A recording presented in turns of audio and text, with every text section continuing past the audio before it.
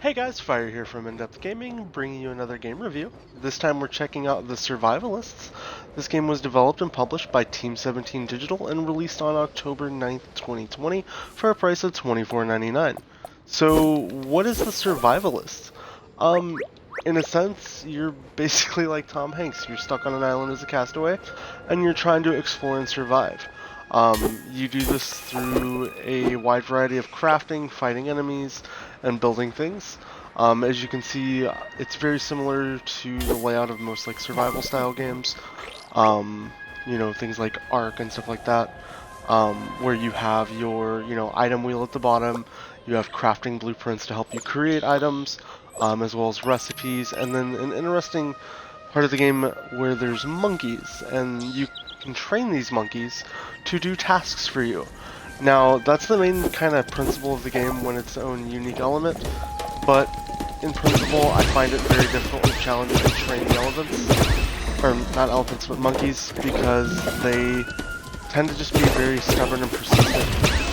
As well as doing that, you're also going to combat, fight, and try to kill other animals on the island to try to live. As you can see here, I'm trying to fight this goat ram thing that's just a lot stronger than me.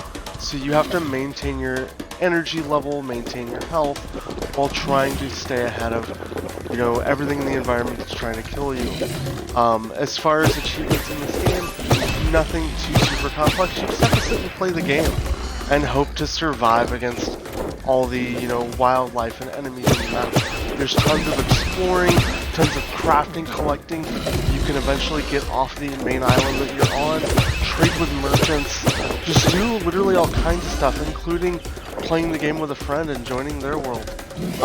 Currently I'm just trying not to die here on screen, because ultimately I need food before I do die. You don't want to starve and die to death because you can lose everything you're doing. So you have to kind of manage and, prioritize what's important in the game you're in. Do you fight for food? Do you run and hide? Do you pick and choose your battles? It's kind of up to you. As you start to play the game, you're going to have a very small amount of resources and craftable items, and you're going to have to build all of them up from scratch. For example, like this animal here that I'm trying to fight and kill, he's going to take me out. So unfortunately, I die. I have to go all the way back to my bed, I lose all the items I have, and I have to try to fight again. And it's kind of just a rinse and repeat system where, you're trying to, survive, just like the game's called. So you'll pick and choose all your battles, so to speak. Is it worth it for me to go out at night and try to make food? Or do I go try to fight bats? Do I explore these caves? All kinds of things. You have to really try to determine what's best for you at the time.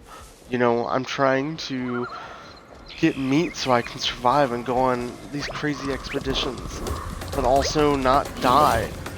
So it's really like, can I live? Can I die? Will I make it to the next part of my game? Will these animals continue to just kill me violently? Will I lose all these amazing items that I had? What's gonna happen to all the stuff? Will I get off this island? Will I survive? I don't know. So it's just a massive, gamble of trying to figure out how to go about, your day-to-day and survive, explore. Going out at night's very deadly and dangerous, so are you equipped to handle the encounters you're going to run into? How can you deal and interact with various merchants? What can they benefit, from me, and what can I benefit from them? There's a little bit of a cash economy system in the game, but for the most part, it's just basic necessities in the game of trying to just do survival to the best of your ability. And, sometimes you're going to succeed, sometimes you're not, sometimes you're going to die. It's such an interesting, concept.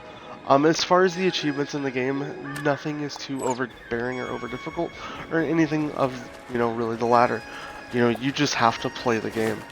And you play the game by completing as much of your quests as you can.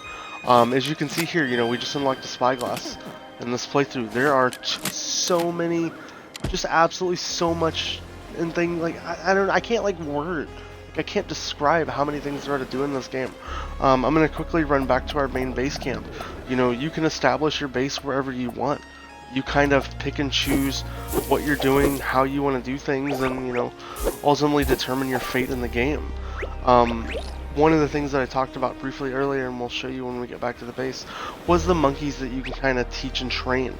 I think in concept it's a neat idea, but in practicality they are a pain in the butt to try to train. So as far as controls, the game's actually really easy to play and use, but I feel like the monkey training aspect, which is where you're kind of coding and imprinting on them a task, could use a little bit of an overhaul from a ease of use perspective.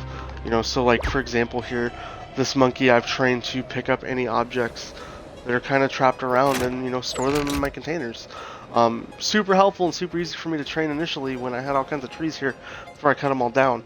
In practice now it's very difficult for me because frankly I can't really get them to train properly. It's a challenging task. But as you progress, you're going to unlock all kinds of other things, and I really don't care about the monkey. I like doing things on my own. Some people might prefer doing it a little different. Now, as well as playing throughout the game, you're going to be able to craft. There's so much things you can craft. You have to collect all your individual resources. Sometimes you might have to use different crafting areas, benches, and tables to build certain things on other tables here. So, one of my current projects is building a bunch of wood, but also trying to build a raft here. And one thing that I really like in the economy is you can place your blueprints around the map and then slowly deposit your resources into that blueprint until you're done and ready to craft it. So I'm trying to make a raft right now to leave my island just to be able to go explore other islands.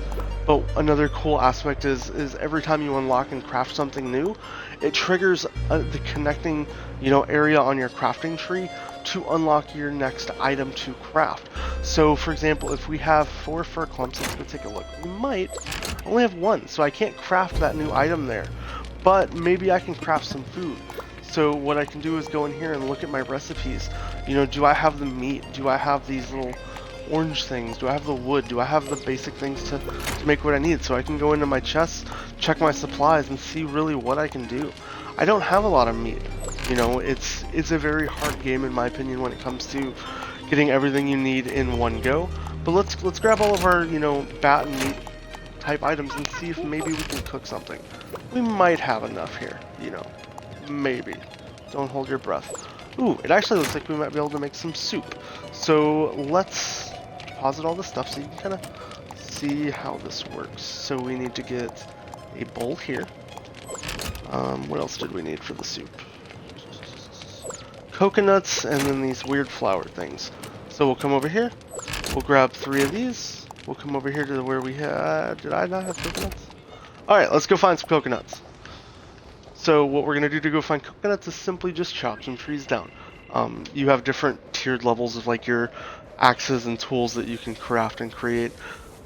So like green and blue kind of give you a rarity symbol, so to speak. You also have to manage your energy levels. Bottom right of your screen is your energy wheel.